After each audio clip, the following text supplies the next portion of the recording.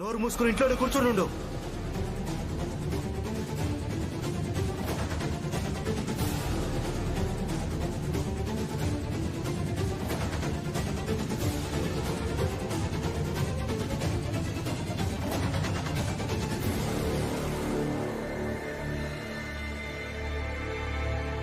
ఈ ఇంట్లో అందరికంటే ముందు ఎవరైనా చనిపోవాలంటే అది నేనే.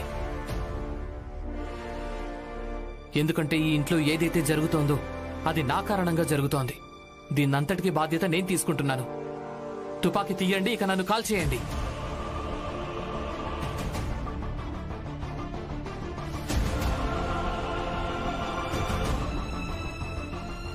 భీమ్, మీరు ఆగండి అన్న, ఆగండి. ఒకవేళ ఈయనకి ఇలా అనిపిస్తుంటే ఈయన నన్ను చంపేసి తన కర్తవ్యం నిర్వహిస్తున్నాడని అయితే నన్ను చంపనివ్వండి. ఇంకా ఏం చూస్తున్నారు ఇన్స్పెక్టర్ గారు? నన్ను కాల్చి చంపండి.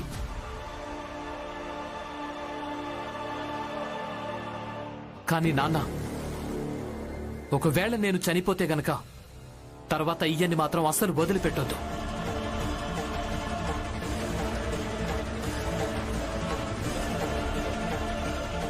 చట్టపరంగా ఈయనకు ఖచ్చితంగా శిక్ష వేయించండి. నన్ను కాల్చండి ఇన్స్పెక్టర్ గారు.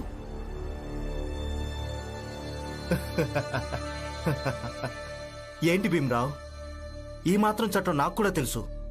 ఏది నిర్ణయమైందో దానికి కట్టుబడి ఉండాలని. ఇప్పుడు నువ్వు ఇంటి లోపల నిలబడి ఉన్నావు, అందుకే కాల్చి చంపమని చెప్తున్నావు. ఎలా చంపాలి? ఇంట్లో నుంచి బయటికి రా, అప్పుడు చూడు నిన్ను ఎలా కలుస్తాను.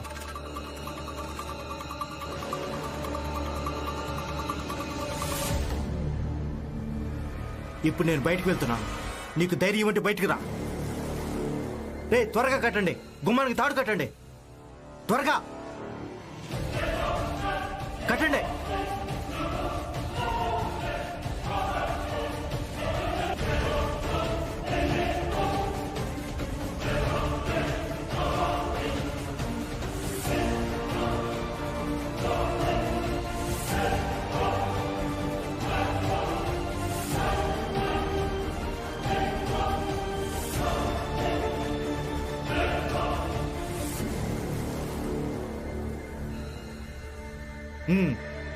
వెళ్ళండి, వెళ్ళి డేవిడ్ సార్కి చెప్పండి ఆయన ఎలా కోరుకున్నాడో అలాగే చేశామని.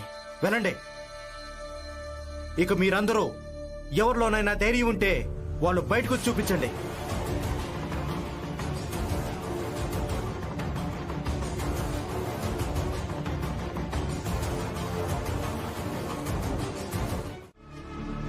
భీమరావు, నేను నిన్ను నా శత్రువు అనుకోవడానికి నీకంత స్థాయి లేదు, అర్థమైందా?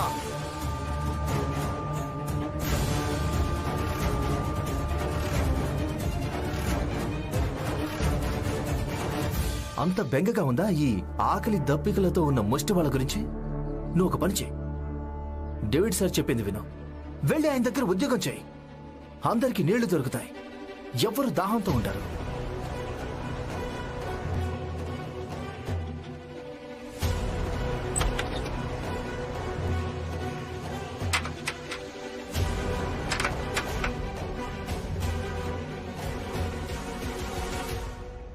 నరోత్తమ్ జోషి గారు, ఫలితం ఏదైనా సరే, కానీ నా కొడుకు డేవిడ్ దగ్గర పని చేయలేడు.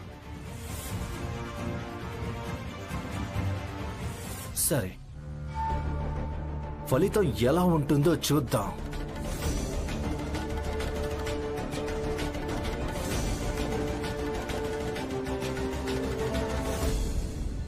వెనక చూడు రామ్జీ, వెనక చూడు, చూడు చూడు ఫలితం ఎలా ఉందో.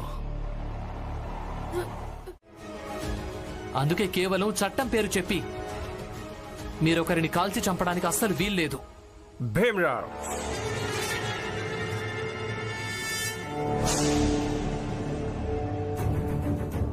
చూడు, విషయం ఏంటంటే కాల్చి చంపడం పెద్ద విషయమేమి కాదు. వీళ్ళందరినీ కాల్చి పారేయండి.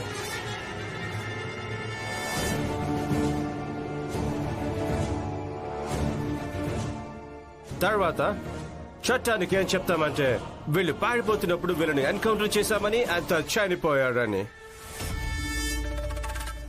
ఇక సాక్ష్యం మేమే చెప్తాం.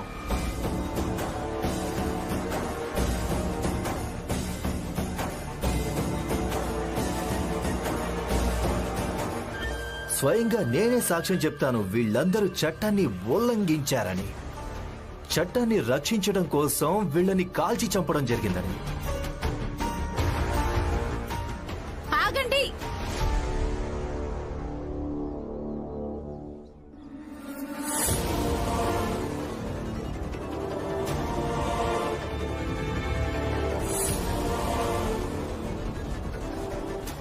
ఇందులో కేవలం భీమ్ ఇంకా రమల తప్పే ఉంది. మిగిలిన వాళ్ళెవరి తప్పులు అసలు లేవు.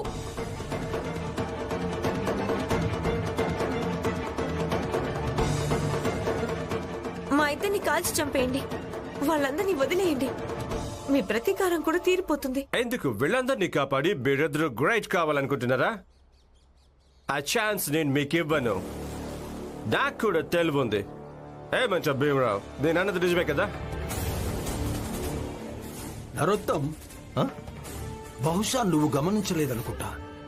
ఇంతమంది మాట్లాడారు కానీ ఆ భీమ్రావు మాత్రం ఇంతవరకు ఒక్క మాట కూడా మాట్లాడలేదు. తను ఎందుకు ఏం మాట్లాడడం లేదో నాకు తెలుసు. ఎందుకు? పాపం గొంతెండుకుపోయి ఉంటుంది. డేవిడ్ గారు, నన్ను కాల్చి చంపండి, కానీ నాకు వీళ్ళ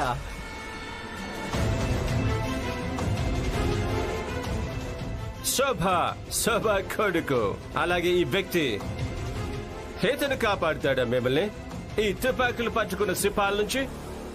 మీరు ఎవరిని వ్యక్తి అంటున్నారో ఆయన చేతిలో ఏముందో కొంచెం చూడండి. మీరు ఆయన చేతిలో కాపీ ఇంకా కలం ఉంది.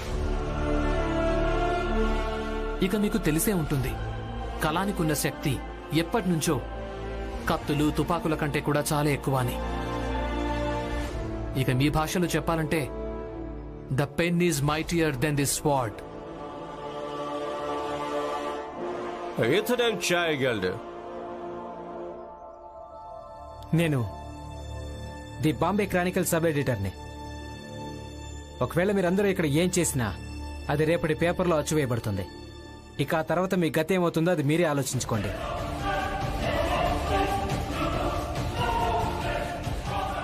ఇలాంటి పేపర్లకు నేను భయపడిన. బహుశా మీకు మెహతా సర్ గురించి తెలియదనుకుంటాను. సర్ ఫిరోజ్ షా మెహతా, ఆయన పేపరే ఇది ద బాంబే క్రానికల్. ఒకవేళ మీకు తెలియకుంటే మీరు ఒక పని చేయొచ్చు. మీరు మీ తోటి అధికారులను అడగొచ్చు కూడా. వాళ్లే మీకు చెప్తారు మెహతా సర్ గురించి ఇంకా చక్కగా.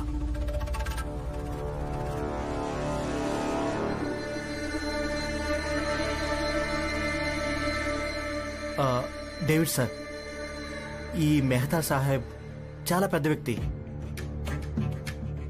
ఆయనకు గవర్నర్ దాకా పరిచయాలున్నాయి. ఏ మెహతా సార్ అయినా చూసుకుందాం. ముందు వెళ్ళి కాల్చిపారే. సారీ సార్, తుపాకీలు కిందకి దించండి.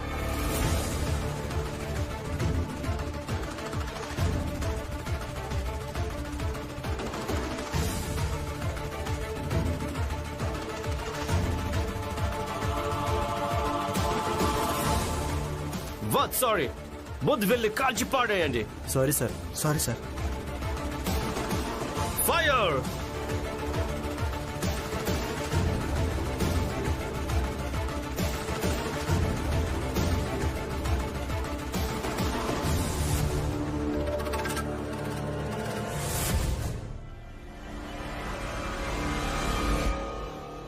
ధన్యవాదాలు. ఇక నేను బయలుదేరుతాను.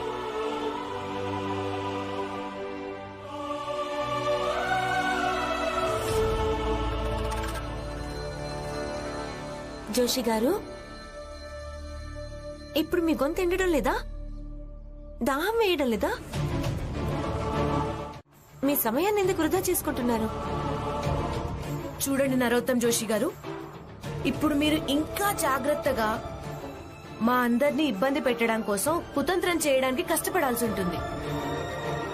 ఎందుకంటే ఇప్పుడు భీమ్ ఇంకా రమాతో పాటు ఇక దీపక్ కూడా మీ అందరి కుతంత్రానికి విరుగుడు వెతుక్కోగలడు.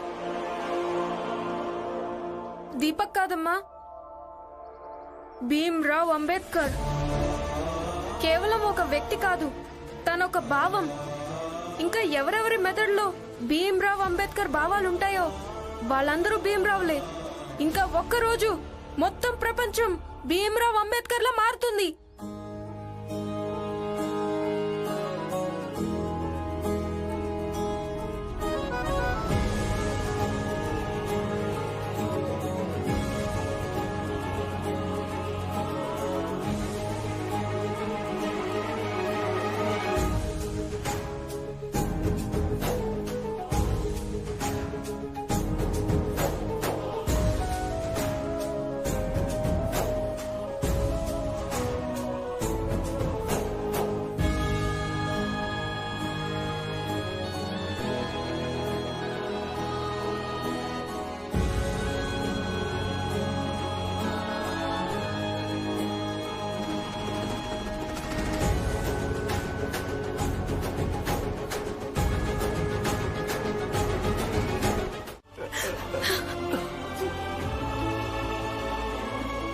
ఆనంద్ అన్నయ్య,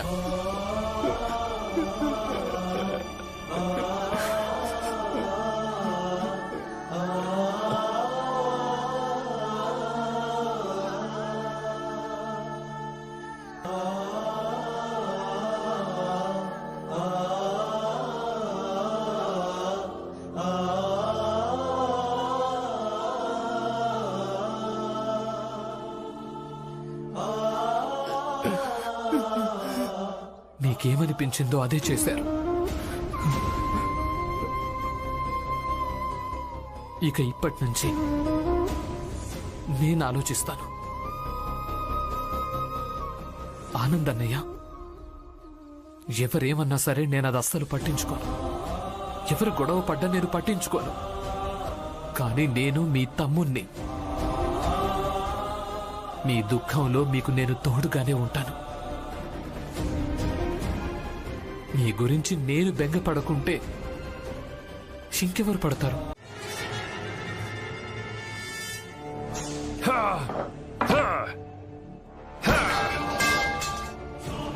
ఇది కరెక్ట్ కాదు, ఏ మాత్రం కరెక్ట్ కాదు. అంత కష్టపడిన తర్వాత కూడా ఆ భీమ్రావును, వాడి బస్తీలోని వాళ్లను అసలు ఏమీ చేయలేకపోయాను. ఇక సరిగ్గా సమయానికి ఆ శోభ కొడుకు దీపక్ వచ్చి ఆట మొత్తం నాశనం చేశాడు.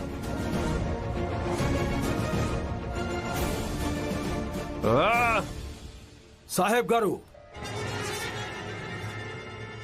మీరందరూ ఎక్కడికి ఎందుకు వచ్చారు? వెళ్ళిపోండి. భీమ్రావ్, మీ అందరికీ తెలుసా, మీ జాతి చేదబావిలో కుక్క చనిపోయింది.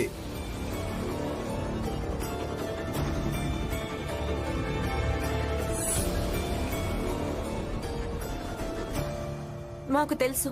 తెలుసుంటే మీ బతుకులు ఎలాగో చచ్చినట్టే ఉన్నాయి. పైగా చనిపోయిన కుక్క వల్ల దుర్గంధమైన నీళ్లు తాగుతారా మీరు? చావనైనా చేస్తాం, కానీ దుర్గంధమైన నీళ్లు మాత్రం తాగం. మరైతే నీళ్ళు ఎక్కడి నుంచి తీసుకొస్తారు? మీ జాతి వాళ్ల బావిలో నీళ్లు తీసుకోవడానికి వెళ్తున్నాం. ఏయ్, అసలేం వాగుతున్నావు? మా బావిలోంచి నీళ్లు తీసుకొస్తారా? నువ్వు స్పృహలోనే ఉన్నావా? నేను మీతో స్పృహలో ఉండే మాట్లాడుతున్నాను. మీరొక పని చేయండి. ముందుగా మిమ్మల్ని మీరు ఒక ప్రశ్న వేసుకోండి. అందరి దాహం ఒకేలా ఉన్నప్పుడు నీళ్లు మాత్రం విడివిడిగా ఎందుకు? బావులు వేరువేరుగా ఎందుకు? మీకు జవాబు దొరికినప్పుడు అప్పుడు మీరు మమ్మల్ని మీ బావిలో నీళ్లు తీసుకోకుండా ఆపండి. అలాగే ఇంకో విషయం మీరు బాగా గుర్తుపెట్టుకోండి. శుద్ధమైన స్వచ్ఛమైన నీళ్లు తాగటం ఇది మాకున్న హక్కు. ఇక ఈ హక్కు మా నుంచి ఎవరు దూరం చేయలేరు. అలాగా? మీరు మా బావిలోంచి నీళ్ళు ఎలా తోడుకుంటారో నేను చూస్తాను. మీరు మా బావిలో నీళ్లు తాగుతారా? ఉండండి, నేను ఇప్పుడే వస్తాను.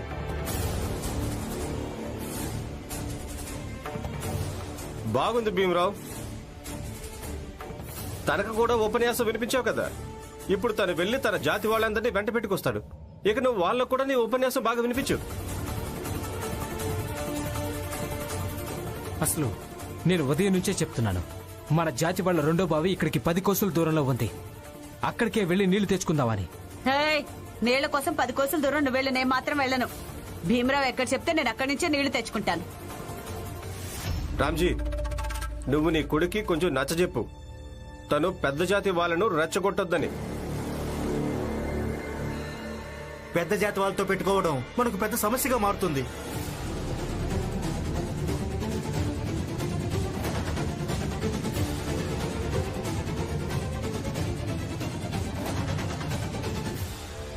జనార్దనన్న, గొడవ పడ్డం కంటే మంచిదేంటంటే మీరు అక్కడికే వెళ్ళి నీళ్లు తెచ్చుకోండి.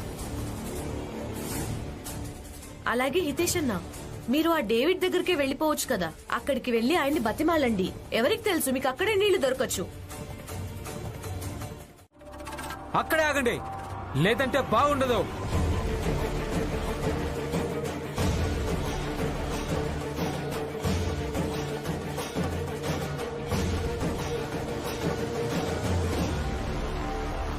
అసలు నేనైతే ముందే చెప్పాను ఇక్కడ ప్రమాదమని. వేరే చోటుకెళ్ళి నీళ్లు తెచ్చుకుందామని. కానీ విన్నారా? అనుభవించండి. ఓ హితేష్ బాబాయ్, మీరెందుకు వెళ్ళిపోలేదు? పిల్లిలాగా మా వెనకాలొచ్చి మాకే సలహాలు ఇస్తున్నారు. రమ్మా, ఆయన ఎక్కడికి వెళ్ళడు. ఆయన మన వెంటే ఉంటూ మనల్ని బలహీనపరచడానికి ప్రయత్నిస్తూ ఉంటాడు. కానీ ఒక విషయం గుర్తుపెట్టుకోండి, మనం బలహీనపడిపోకూడదు.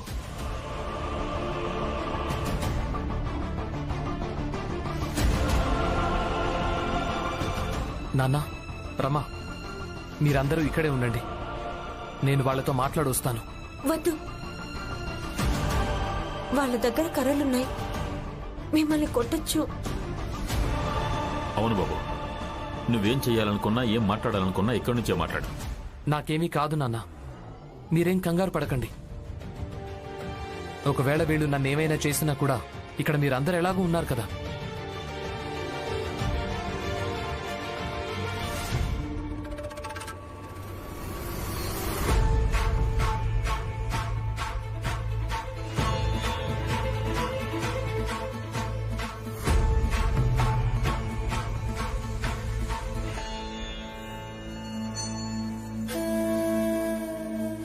సోదరులారా, గుర్తుంది కదా,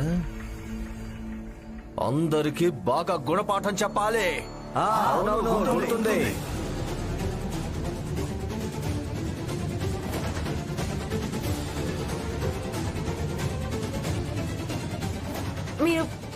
మీరు వెనక్కి రండి. వాళ్ళంతా మీతో మాట్లాడరు, కేవలం మిమ్మల్ని కొట్టాలనుకుంటున్నారు. రమా, భీం వాళ్ళతో ఏం పోట్లాడాడు? పోట్లాడేంత ధైర్యం లేకపోతే మరి ఇక్కడికి ఎందుకు వచ్చినట్టు? చూడండి, మేం మీ బావిలోంచి నీళ్లు తోడుకోం. దాంతో మీ బావి అలాగే బావిలో నీళ్లు అశుద్ధం అయిపోవు. మాకు కేవలం నీళ్లు కావాలంతే. పొద్దున్నుంచి ఎవరింట్లోనూ వంట కూడా వండలేదు. మా ఆనందన్నయ్య మందులేసుకోవాలి. వాటి కోసం కూడా మా దగ్గర నీళ్లు లేవు. అందరికీ చాలా దాహం వేస్తోంది. ఇదిగోండి నా కుండ. మీరెవరికైనా నీళ్లు తెచ్చి కుండలో పొయ్యమని కాస్త చెప్తారా? అందరి కుండల్లో బకెట్లలో నీళ్లు నింపి వెంట మేము ఇక్కడి నుంచి ఇప్పుడే వెళ్ళిపోతాం. నీళ్ల కోసం వచ్చాం, అది మా నిస్సహాయత, అందుకే వచ్చాం. మీతో పోరాడడానికి రాలేదు. కానీ ఈ ఒక్క విషయంలోనే తృప్తిగా ఉంది. ఎక్కువ ఆలస్యం కాకముందే మాకు తెలిసిపోయింది. ఈ విషయంలోనే బాధగా ఉంది అత్తయ్య. అందరికీ ఈ విషయం తెలిసినప్పటి నుంచి ముందు కంటే ఎక్కువగా ఆందోళన పడుతున్నారు. ఇప్పుడు మీరే చూడండి అత్తయ్య, ఈ విషయం భీమ్కు తెలియగానే వాడు నీళ్లు తీసుకురావడానికి వెళ్ళిపోయాడు. అసలు ఇక్కడ ఏం జరుగుతుందో కూడా తెలియట్లేదు. పెద్ద జాతి వాళ్ళు వాడి విషయంలో ఎలా ప్రవర్తిస్తారోనని ఆలోచిస్తుంటే చాలా కంగారుగా ఉంది అత్తయ్య.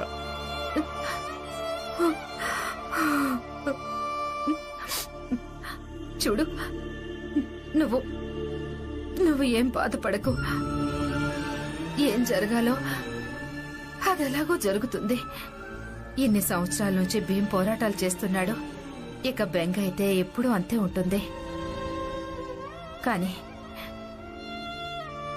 కానీ ఇప్పుడు భయం తగ్గిపోయింది.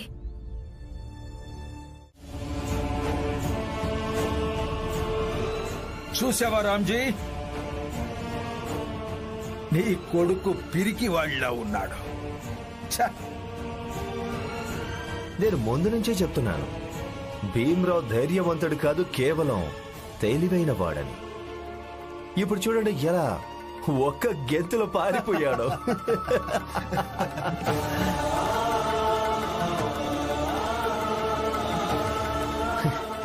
వాడికి తెలుసు నీళ్ళంటే ఎక్కడైనా దొరుకుతాయి, కానీ ఒకవేళ ఒక్కసారి తల పగిలిందంటే నయం కావడం కష్టమని.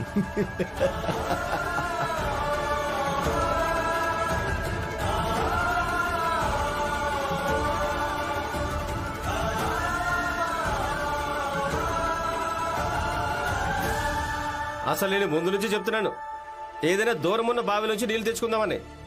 కానీ విన్నారా? ఒక్కరు కూడా నా మాట వినలేదు. ఇప్పుడు కర్రలు చూడగానే అందరికీ బుద్ధి వచ్చింది కదా. ఇక పదండి.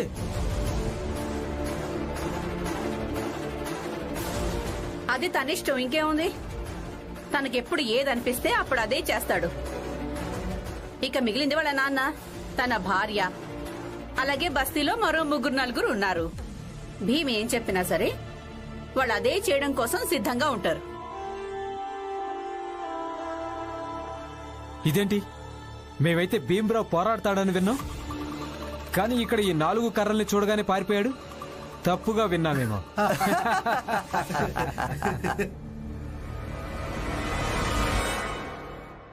మీరు విన్నది నిజమే. నా భర్త మీ అందరికి దూరంగా వచ్చారు, కానీ పోరాటాన్ని వదలలేదు.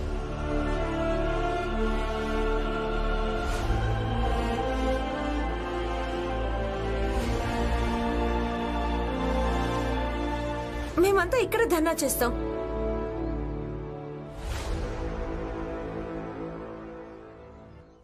ఈ సమస్యకు పరిష్కారం దొరికేంత వరకు మేమందరం ధర్నా చేస్తాం.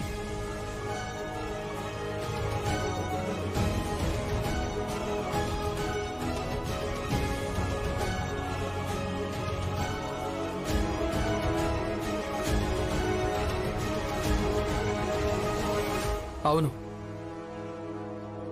ఇక మా పోరాటం ఎప్పటిదాకా కొనసాగుతుంది అంటే ఈ నీటి సమస్యకు సరైన పరిష్కారం దొరికేంత వరకు.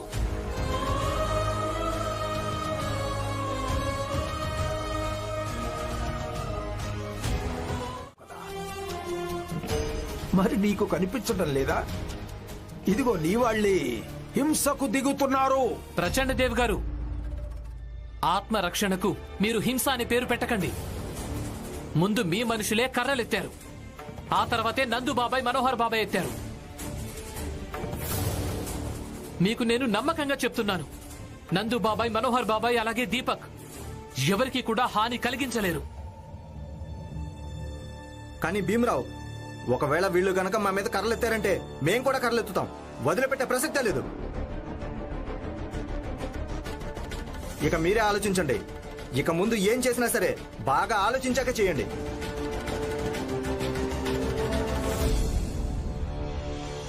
భీమ్రావ్, నీకు తోడుగా మేమున్నాం. ఇక పరిష్కారం దొరకనంత వరకు అంతవరకు మేము ఇక్కడే ఇలాగే ఉంటాం. పద మనోహర్ అన్న. సరే, ఇక్కడే ఉంటారా? అయితే ఉండండి. ఇక్కడే ఆకలి దప్పికలతో చావండి. రండి.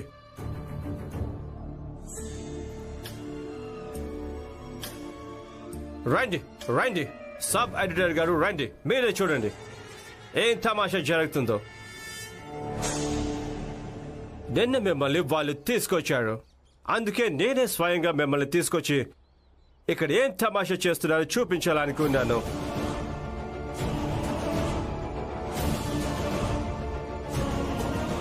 మీకు న్యూస్ అచ్చు వేయడం చాలా సరదా కదా. అయితే అచ్చేయండి, అచ్చు వేయండి. పెద్ద జాతి వాళ్ళ బావి దగ్గర చిన్న జాతి వాళ్ళు నిలబడ్డారని. అలాగే ఇది కూడా అచ్చు వేయండి, 2 జాతుల దగ్గర కర్రలున్నాయని. అది నువ్వు చూసుకోవాలి కదా, నువ్వే చూసుకో. బొంబాయిలో మీ జాతి వాళ్ళ బావులు ఎన్నో ఉండొచ్చు, అక్కడికే ఎందుకు వెళ్ళడం లేదు?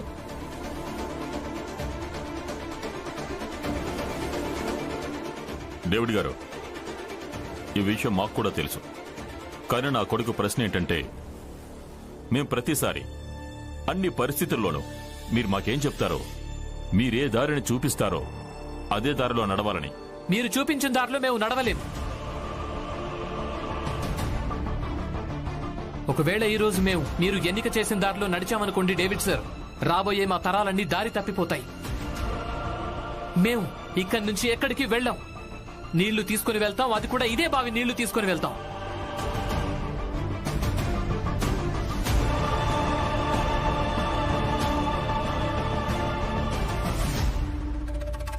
ఉపన్యాసం ఉపన్యాసం ఉపన్యాసం ఇంకేం లేదు భీమరావు. అసలు నాకేం అర్థం కావటం లేదు. వీళ్లకున్న దాహం ఏం దాహం అది? అది కేవలం అదే బావి నీళ్లతో తీరడానికి.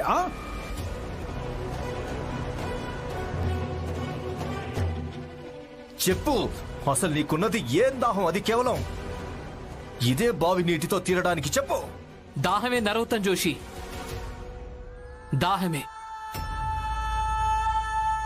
మీతో సమానంగా మారిపోవాలన్న దాహం, మీరు దీన్ని అర్థం చేసుకోవాలి అన్న దాహం, సమాజంలో గౌరవం లభించాలన్న దాహం. ప్రతి ఒక్క బావి అన్ని జాతుల కోసం ఉండాలన్న దాహం ఇది. ప్రతి ఒక్క దారి అందరికీ ఉండాలన్న దాహం ఇది.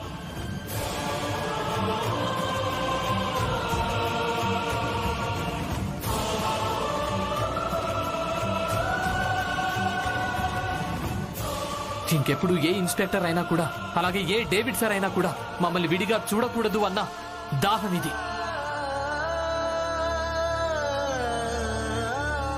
ఇది రేపటి పేపర్లో అచ్చువేయబడుతుంది. భీమ్రావ్ అనే వ్యక్తి ఒకడున్నాడు, తను ఇలా అంటున్నాడని.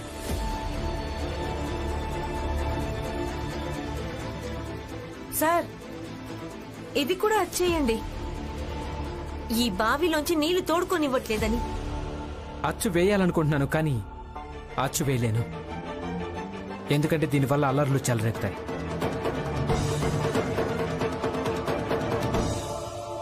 చూడండి, ఈయన కూడా చేతులు తెస్తాడు. భీమ్, రమ, మీరు చెప్పింది ఇదే కదా? The pan is mightier than the sword. Your sword. ఇప్పుడేం చేస్తావు?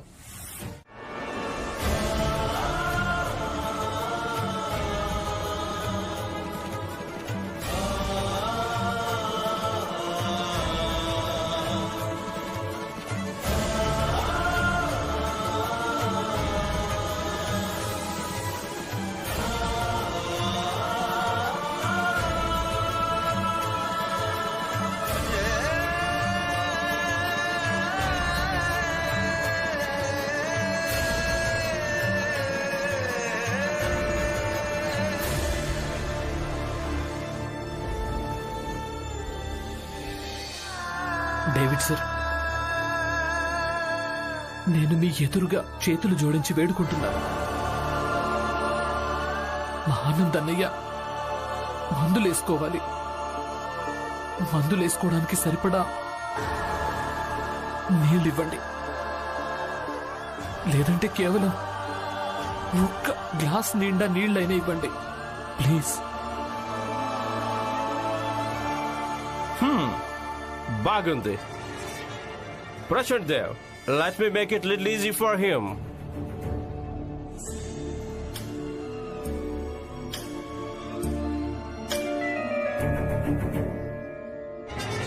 Thank you.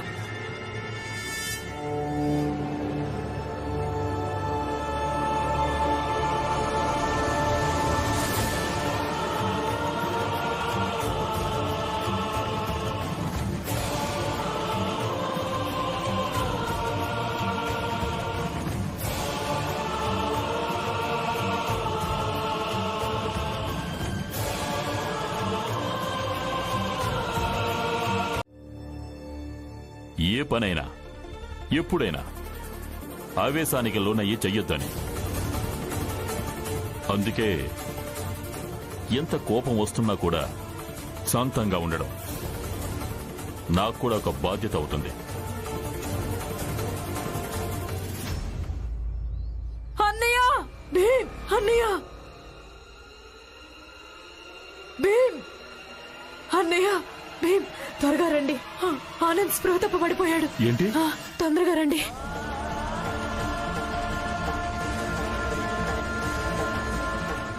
అన్నయ్య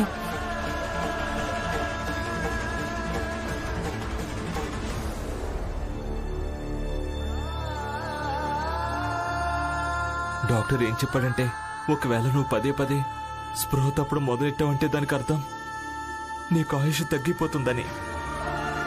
అందుకే మందులు సమయానికి వేసుకుంటూ ఉండాలి. అలాగే ప్రయత్నం చేస్తూ ఉండు. ఎప్పుడు స్పృహ తప్పి పడిపోకుండా. ఒకవేళ ఎప్పుడైనా స్పృహ తప్పి పడిపోతే వెంటనే మందులు వేసుకోవాలని. లక్ష్మి, నేనేం చేయాలో నాకు అర్థం కావడం లేదు. మీరేం బాధపడకండి. మీకేం కాదు. నేను మీకేమీ కానివ్వను.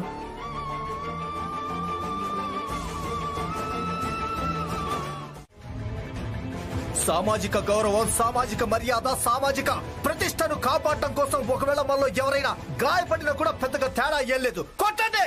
ఆగండి. Hold I say. వెనక్కి. Go back. ఎవ్రీవన్. వెనక్కు శిక్ష పడుతుంది. ఖచ్చితంగా పడుతుంది. కానీ కర్రలతో కాదు. ప్రస్తుతం ఎక్కడి నుంచి పదండి. సాహెబ్ గారు, మీరేమనుకుంటున్నారు? వీళ్ళందరికీ గుణపాఠం చెప్పకుండా మనం ఇక్కడి నుంచి ఎలా వెళ్ళగలం? వీళ్ళకు గుణపాఠం చెప్దాం. ఎలాంటి గుణపాఠం అంటే వీళ్ళు జీవితం అంతా గుర్తుంచుకోవాలి. భీమ్రావ్, గుర్తుందా? నువ్వే చెప్పావు ఈసారి పోరాటం పరిష్కారం దొరికేదాకా పోరాటం జరుగుతుందని. అయితే నేను కూడా నీకు ఈసారి ఎలా దెబ్బతీస్తానంటే నువ్వు జీవితం అంతా గుర్తు పెట్టుకుంటావు.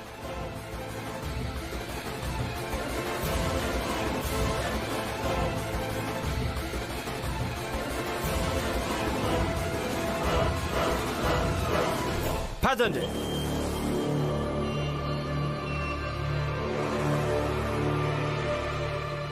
ఈరోజు ఈ తెల్లోడి కారణంగా మీరందరూ బ్రతికిపోయారు.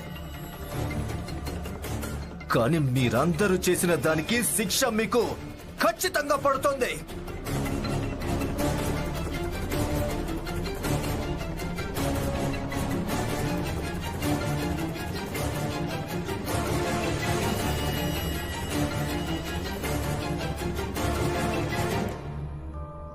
మనం అందరం కూడా వెళ్దాం.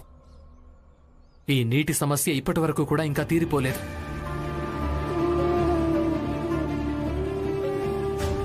అన్నయ్య, మీ ఆరోగ్యం కొంచెం జాగ్రత్త. వదిన, మీరు అన్నయ్య వెంటే ఇక్కడే ఉండండి. అక్కడికి రావాల్సిన అవసరం లేదు.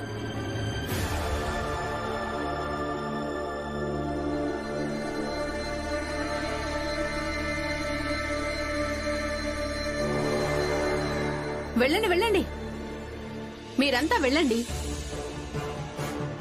నేనైతే నాకు కావలసిన నీళ్లు తీసుకొచ్చాను. ఇక మీరంతా మీ సంగతి చూసుకోండి. ఇప్పుడు నేను వంట కూడా వండుతాను, అలాగే చక్కగా తింటాను.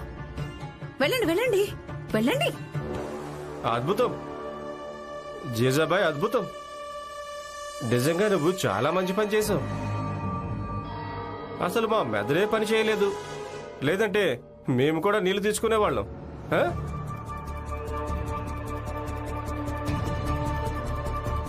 హితేష్, ఈ విషయంలో జీజాబాయ్ మీకంటే చాలా ముందుంది. మీరు మాతో పాటు ఇక్కడికొచ్చి కూర్చున్నారుగా, ఆనందంగా ఉంది. మాకు ధైర్యం లభిస్తోంది. బాగుంది భీమరావు, చాలా బాగుంది. నీకంటే ధైర్యం లభిస్తోంది. కానీ మాకేం లభిస్తుంది?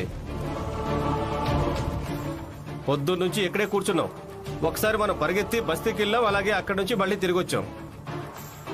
వాళ్ళంతా తిని తాగుతున్నారు, ఇక మేమంతా ఆకలి దప్పులతో ఉన్నాం. చూడు భీమరావు, నేను నిన్ను ఒక్క విషయం అడగాలనుకుంటున్నాను. నువ్వెప్పుడు చెప్తూ ఉంటావు కదా, నువ్వు చూపించిన మార్గంలో నడవడం వల్ల ఎప్పుడు గెలుపే లభిస్తుందని. కానీ గత కొన్ని గంటల నుంచి మనం ఓడిపోతున్నాం. ఇప్పుడు ఆకలి దప్పుల్ని తట్టుకోలేకపోతున్నాం. మేమేం చేయాలో చెప్పు చెప్పు.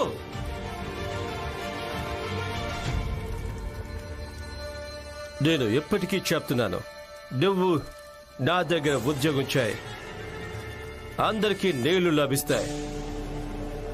అనవసరంగా నువ్వు కూడా ఇబ్బంది పడుతున్నావు, అలాగే మమ్మల్ని కూడా ఆలసిపోయేలా చేస్తున్నావు. David sir,